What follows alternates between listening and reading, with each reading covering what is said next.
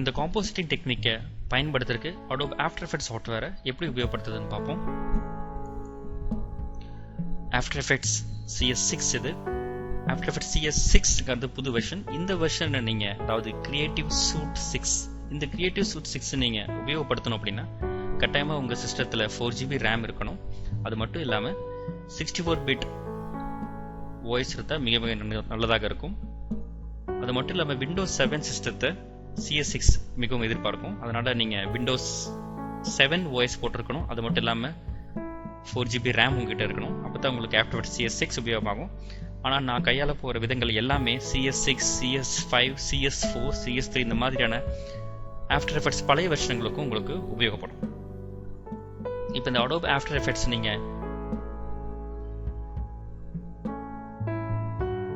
எப்படி பயன்படுத்த போறீங்க அப்படிங்கறத நான் சொல்ல போறேன். இது உங்களுடைய Adobe After Effects. முதல்ல நீங்க Adobe After Effects நீங்க ஓபன் பண்ணும்போதே உங்களுக்கு நீங்க உபயோகப்படுத்தின ரீசன்ட் ப்ராஜெக்ட்டை காட்டும். அதாவது இதற்கு முன்னதாக நீங்க ஏதாவது ப்ராஜெக்ட் உபயோகமா ஒர்க் பண்ணிருந்தீங்கன்னா அந்த ப்ராஜெக்ட் உங்களுக்கு காட்டும். ஸோ .aep அப்படிங்கிறது ஆஃப்டர் எஃபெக்ட்ஸ் ப்ராஜெக்ட். ஸோ இந்த ஆஃப்டர் எஃபெக்ட்ஸ் ப்ராஜெக்ட் உங்களுக்கு எப்பவுமே .aepங்கிற ஃபார்மேட்டில் உங்களுக்கு ஃபைல் சேவ் ஆகும். ஸோ இதுக்கு முன்னாடி நான் ஒர்க் பண்ண ஃபைல்ஸ் இதெல்லாம். அதுக்கு அடுத்ததாக பார்த்தீங்கன்னா உங்களுக்கு ஓப்பன் ப்ராஜெக்ட் இருக்கும். ஓப்பன் ப்ராஜெக்ட் நீங்கள் கிளிக் பண்ணீங்கன்னா இதுக்கு முன்னாடி நீங்கள் ஏதாவது ஒர்க் பண்ணியிருந்தீங்கன்னா அந்த ப்ராஜெக்ட் நீங்கள் ஓப்பன் பண்ணலாம்.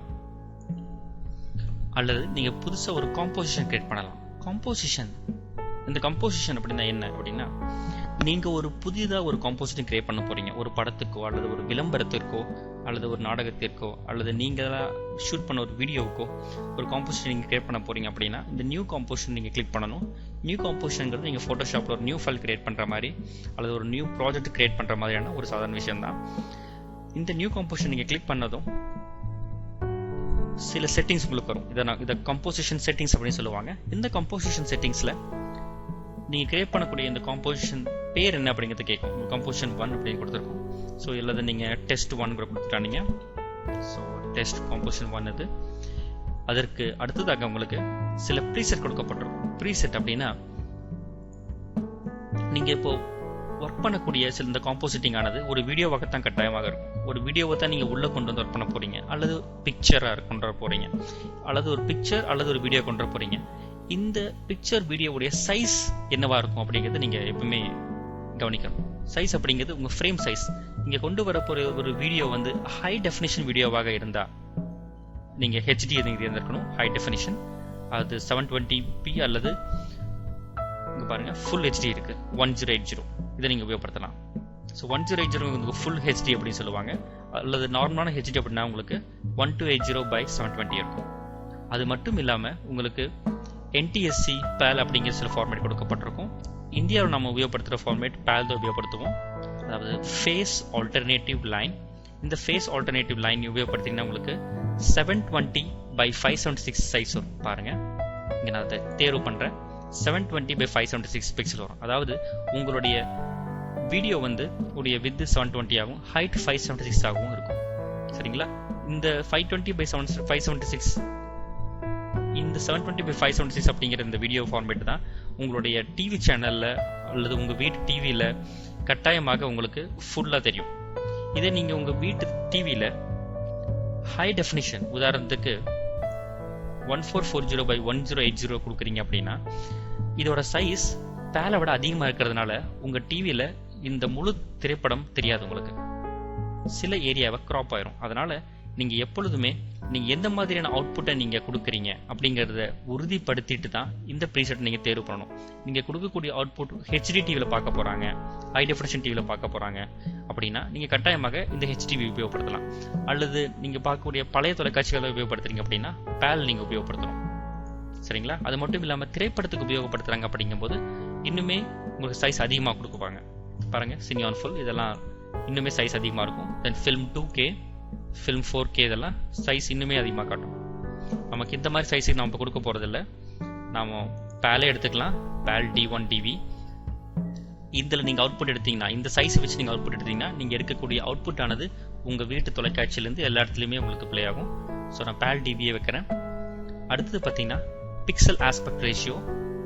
இந்த பிக்சல் ஆஸ்பெக்ட் ரேஷியோ எப்பவுமே பாருங்க டிவி பேலுக்கு நீங்கள் சூஸ் பண்ணினா அதுக்கு தகுந்த மாதிரி டிவி பேல் தான் உங்களுக்கு காட்டும். அது மட்டும் இல்லாமல் இந்த ஆஸ்பெக்ட் ரேஷியோ கரெக்டாக இருந்தால் தான் உங்கள் டிவிலையும் கரெக்டாக தெரியும்.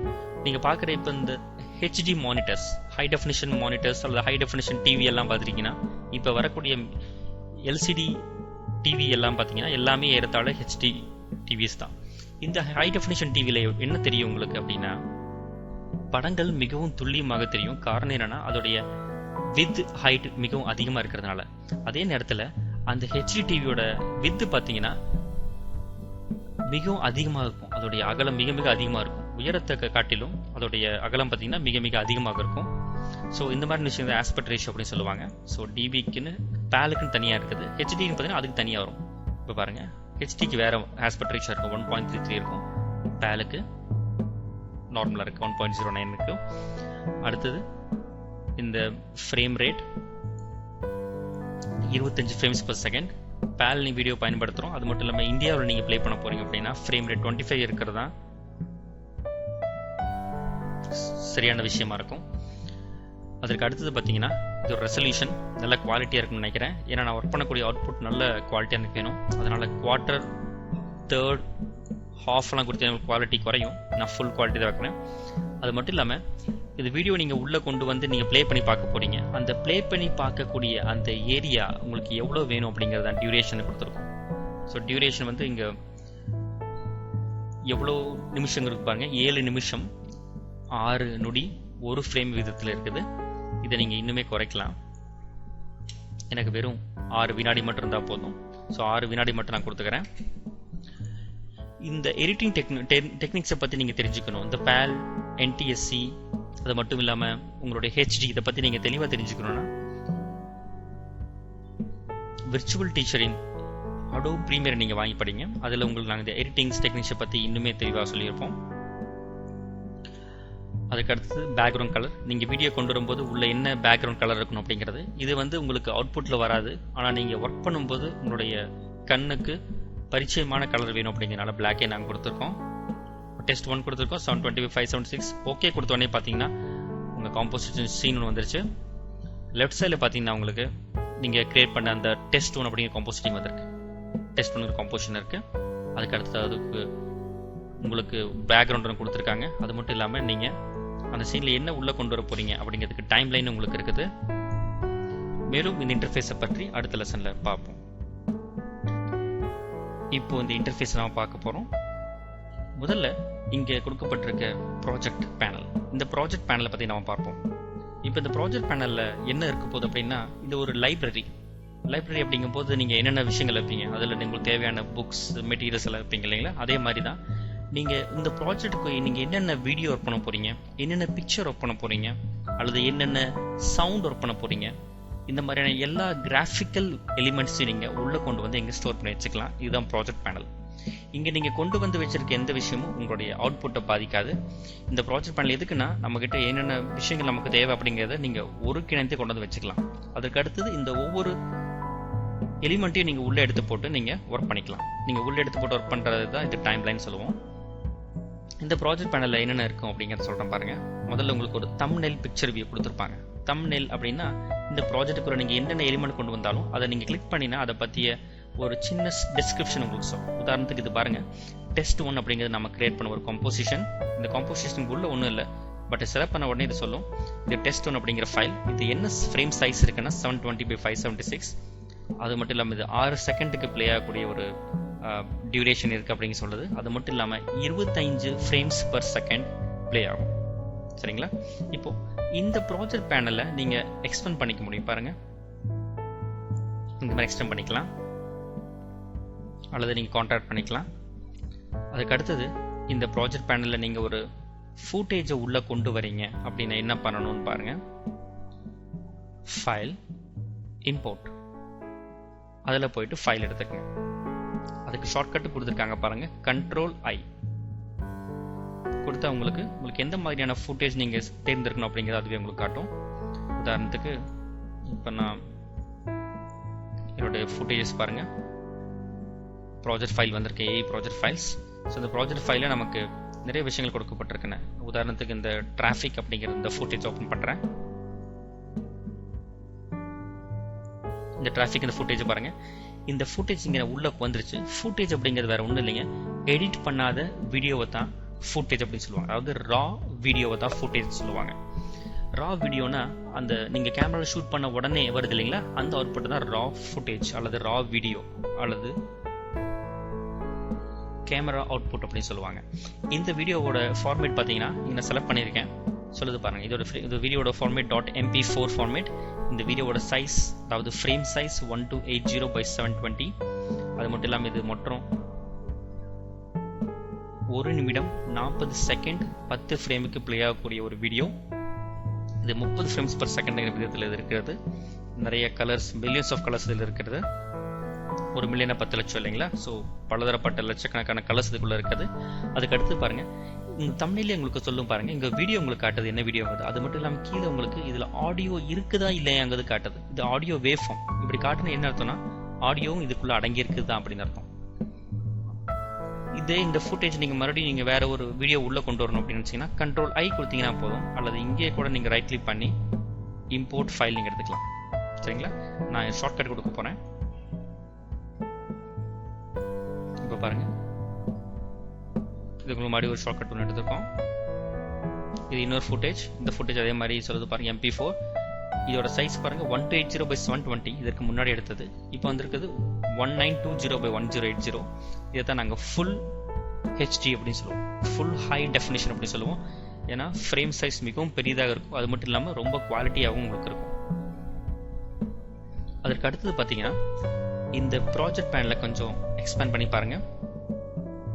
உங்களுக்கு சில விஷயங்கள் கொடுக்கப்பட்டிருக்கும். அதாவது நீங்க உள்ள கொண்டதுக்கு இந்த டிராஃபிக் அப்படிங்கிற இந்த ஃபுட்டேஜோடைய டைப் பாருங்க, இது MPEG ஃபைல். அது மட்டும் இல்லாமல் இதோட சைஸ் என்ன அப்படின்னா 37 MB இருக்கிறது. அதுக்கு அடுத்து உங்களோட மீடியாவோட டியூரேஷன் எவ்வளோ அப்படின்னா 1 நிமிஷம் 40 செகண்ட் 10 ஃப்ரேம் பிளே ஆகும். அது மட்டும் இல்லாமல் எந்த லொக்கேஷனில் இருக்குது, AE ப்ராஜெக்ட் ஃபைல்ஸ் அப்படிங்கிற லொக்கேஷனில் இருக்குது. இந்த மாதிரியான விஷயங்கள் எல்லாமே உங்களுக்கு ப்ராஜெக்ட் பேனில் கொண்டு வந்திருக்கும். நீங்கள் கொண்டு வரக்கூடிய வீடியோ பற்றியான பலதரப்பட்ட விஷயங்களையும் உங்களுக்கு இந்த ப்ராஜெக்ட் பேனில் கொண்டு வந்துடும். அதனால் நீங்கள் கொண்டு வந்த வீடியோவை நீங்கள் மறுபடியும் வேற எங்கேயும் நீங்கள் போய் செக் பண்ண தேவையில்லை, இதிலே நீங்கள் பார்த்துக்கலாம். அது மட்டும் இல்லாமல் இதிலே பாருங்க, கீழே உங்களுக்கு நிறைய விஷயம் கொடுக்கப்பட்டிருக்கும். அதாவது இந்த ஃபுட்டேஜ் நீங்கள் வேற ஏதாவது மாற்றம் ஏற்படுத்த விரும்புறீங்கன்னா நீங்கள் முதல் பட்டனை நீங்கள் தேர்வு செய்யலாம். அதற்கு அடுத்தது கிரியேட் நியூ ஃபோல்டர். அதாவது இந்த வீடியோஸ் எல்லாம் நான் தனியாக ஒரு ஃபோல்டரில் போட்டு வைக்கணும்னு நினைக்கிறேன், ஆடியோ எல்லாம் தனியாக ஒரு ஃபோல்டரில் போட்டு வைக்கணும்னு நினைக்கிறேன். அப்போ கிளிக் பண்ணிங்கன்னா உங்களுக்கு ஒரு புது ஃபோல்டர் வரும். இதில் நான் வீடியோஸும் போட்டு வச்சுக்கலாம். இப்போ இந்த வீடியோஸ் ரெண்டையும் கண்ட்ரோல் பயன்படுத்தி செலக்ட் பண்ணி எடுத்து வீடியோஸ்ல போட்டு வச்சுக்கலாம். இது எனக்கு பார்த்த உடனே கண்டுபிடிக்கிறதுக்கு ஈஸியாக இருக்கும். அந்த ஐடென்டிஃபிகேஷனுக்கு இது ப்ராசஸ் ஈஸியாக இருக்கும். அதுக்கு அடுத்து பார்த்தீங்கன்னா உங்களுக்கு ஒரு புது காம்போசிஷன். இந்த பட்டனை மறுபடியும் நீங்கள் கிளிக் பண்ணீங்கன்னா இன்னொரு காம்போசிஷன் நீங்கள் கிரியேட் பண்ணிக்கலாம். நினைவில் நீங்கள் வச்சுக்க வேண்டிய ஒரே விஷயம் தான், இப்போ இங்கே கீழே ஓப்பனாக இருக்க விண்டோ டெஸ்டுடையது, அது டெஸ்ட் 1 அப்படிங்கிற காம்போசிஷன் உடையது. அல்லது நீங்கள் மறுபடியும் வேறு ஒரு காம்போசிஷன் நீங்கள் உபயோகப்படுத்துறீங்க அப்படின்னா, உதாரணத்துக்கு டெஸ்ட் 2 அப்படி உபயோகப்படுத்துறீங்கன்னா ஓகே கொடுங்க. இப்போ பாருங்க, இப்போ டெஸ்ட் 2 தனி காம்போசிஷனாக வந்திருக்கு, டெஸ்ட் 1 தனி காம்போசிஷனாக இருக்குது. டெஸ்ட் 2 நமக்கு தேவையில்லை, க்ளோஸ் பண்ணிடுறோம். க்ளோஸ் பண்ணாலும் உங்களுக்கு இங்கே இருக்கிறது மறுபடியும் டெலிட் பண்ணால் உங்களுக்கு வந்துடும். சரிங்களா. தேவையில்லைன்னா நீங்கள் டெலிட் பண்ணிடலாம். ஒரு விஷயம் தேவைன்னா அது ப்ராஜெக்ட் விண்டோ நீங்கள் வச்சிருக்கிறது அவசியம் இல்லை, நீங்கள் டெலிட் பண்ணிடலாம். அடுத்ததாக 8 bits per channel அப்படின்னு கொடுத்துருப்பாங்க. அது RGB ரெட் கிரீன் ப்ளூ அப்படிங்கிற அந்த 3 சேனலை பேஸ் பண்ணி தான் உங்களுக்கு 256 கலர்ஸ்லேருந்து மில்லியன்ஸ் ஆஃப் கலர்ஸ் வரைக்கும் கிடைக்குது. இந்த கலர்ஸ் எல்லாமே 8 பிட்டுகளை கொண்டது. ஓகேங்களா. ஒரு சேனல் அப்படிங்கிறது உங்களுக்கு ரெட் சேனல் அல்லது கிரீன் சேனல் அல்லது ப்ளூ சேனல். இந்த ஒவ்வொரு சேனலுக்கும் 8 bits மட்டுமே இங்கே கொடுத்துருக்கோம். அல்லது நீங்கள் 8 bit யூஸ் பண்ணலாம், அல்லது நீங்கள் 16 bits அல்லது 32 bit, இதில் எந்த பிட் நீங்கள் உபயோகப்படுத்தலாம். இந்த பிட் அதிகமாக கலர் அதிகமாக அதனால சேமித்து வைக்க முடியும். கலர் அதிகமாக சேமித்து வச்சா என்ன ஆகும் அப்படின்னா ஃபைல் குவாலிட்டி அதிகமாகும், அதே நேரத்தில் ஃபைல் சைஸ் அதிகமாக இருக்கும். குவாலிட்டி அதிகமாக இருக்கணும்னா கண்டிப்பாக நீங்கள் 8 bit 32 bit இந்த மாதிரி வச்சிட்டிங்கன்னா கலர் குவாலிட்டி அதிகமாக இருக்கும். நினைவில் வச்சுக்கோங்க, இந்த கலர் குவாலிட்டி எல்லாமே கேமராவுக்கு உட்பட்டது தான். கேமராலையும் அதே அளவுக்கு உங்கள் குவாலிட்டி எடுத்திருந்தால் மட்டும்தான் நீங்கள் உள்ளே கொண்டு வந்து அந்த குவாலிட்டி ஒர்க் பண்ண முடியும். அதுக்கடுத்து உங்களுக்கு டெலிட் செலக்டட் ஐட்டம் சொல்லி கொடுத்துருப்பாங்க. நீங்கள் எதை விஷயம் நீங்கள் வேண்டாம்னு நினைக்கிறீங்களோ அதை நீங்கள் செலக்ட் பண்ணிவிட்டு இந்த ட்ராஷ் கேனை நீங்கள் ப்ரெஸ் பண்ணிங்கன்னா உங்களுக்கு அது டெலிட் ஆகும். அது மட்டும் இல்லாமல் இந்த ப்ராஜெக்ட் பேனலில் பார்த்தீங்கன்னா மேல் ரைட் சைடில் உங்களுக்கு ஒரு ட்ராப் டவுன் லிஸ்ட்டும் கொடுத்துருப்பாங்க. இந்த கிளிக் பண்ணி பாருங்கள், உங்களுக்கு அன்டாக் பேனல் கொடுத்துருப்பாங்க. அதாவது இந்த பேனல் நீங்கள் தனியாக நீங்கள் கழட்டிக்கலாம். அல்லது காலம்ஸ், இங்கே இருக்க காலம் இருக்குங்களா, இங்கே பாருங்கள். இப்போ ஒவ்வொரு காலத்துக்கும் லேபிள் இருக்குது, டைப் இருக்குது, சைஸ் இருக்குது, மீடியா இருக்குது. ஒவ்வொரு வீடியோவை பற்றி, இந்த வீடியோ எந்த டேட்டில் எடுத்தது, அது மட்டும் இல்லாமல் இதோடைய ஃப்ரேம் ரேட் என்ன, மறுபடியும் காலம்ஸ், இதோடைய டேப் நேம் என்ன, இதெல்லாம் கொடுத்தா என்ன ஆகும்னா, இப்போ உள்ளே போய் அந்த ஃபுட்டேஜ் செலக்ட் பண்ணிவிட்டு இப்போ வந்து பாருங்கள் இதோடைய டேப் நேம் என்ன, இது எல்லாமே வந்துருக்கும் உங்களுக்கு இல்லைங்களா. இந்த மாதிரி உங்களுக்கு தேவையான இன்னும் சில விஷயங்களையும் உங்களால் இதில் ஆட் பண்ணிகிட்டே போயிட்டு இருக்க முடியும் ஒவ்வொன்றும். அதற்கு தான் உங்களுக்கு இந்த ட்ராப் டவுன் லிஸ்ட் கொடுக்கப்பட்டிருக்குது. தேவையில்லைன்னா நீங்கள் மறுபடியும் போய் இதெல்லாம் எடுத்து விட்டுடலாம். நீங்கள் பாருங்கள், உதாரணத்துக்கு டேப் நேம் எடுத்துவிட்டேன். இப்போ உங்களுக்கு அங்கே டேப் நேம் அங்கே இருக்கு இல்லைங்களா. அது மட்டும் இல்லாமல் இந்த ப்ராஜெக்ட் விண்டோவை நீங்கள் நினச்ச மாதிரி நீங்கள் மாற்றி வச்சுக்கவும் முடியும். உதாரணத்துக்கு இந்த ப்ராஜெக்ட் விண்டோவை நான் கிளிக் பண்ணி நீங்கள் பாருங்கள், உங்களுக்கு டாட்டர் லைன்ஸ் லெஃப்ட்டில் கார்னரில் கொடுத்துருப்பாங்க. நீங்கள் இதை கிளிக் பண்ணி நீங்கள் எடுக்கலாம். அதை எடுத்து கொண்டு வந்து பாருங்கள், பக்கத்து விண்டோவில் வச்ச உடனே உங்கள் கலர் வயலட் கலரை காட்டுது பாருங்கள். ஸோ நீங்கள் எங்கே இது வைக்கணும்னு நினைக்கிறீங்களோ அந்த விண்டோவாக வச்சுக்கலாம். இப்போ நான் மேலே வைக்கணும்னு நினைக்கிறேன் பாருங்கள். இப்போ ப்ராஜெக்ட் விண்டோ, காம்போஸ் விண்டோ அடுத்தடுத்து தான் வந்துருக்கு. நீங்கள் மறுபடியும் தனியாக எடுக்கணும்னு நினச்சிங்கன்னா தனியாக எடுத்துக்கலாம் பாருங்கள். இப்போ பாருங்கள், காம்போஸ் விண்டோ கீழே வந்து ப்ராஜெக்ட் விண்டோ தனியாக மேலே வந்திருக்கு.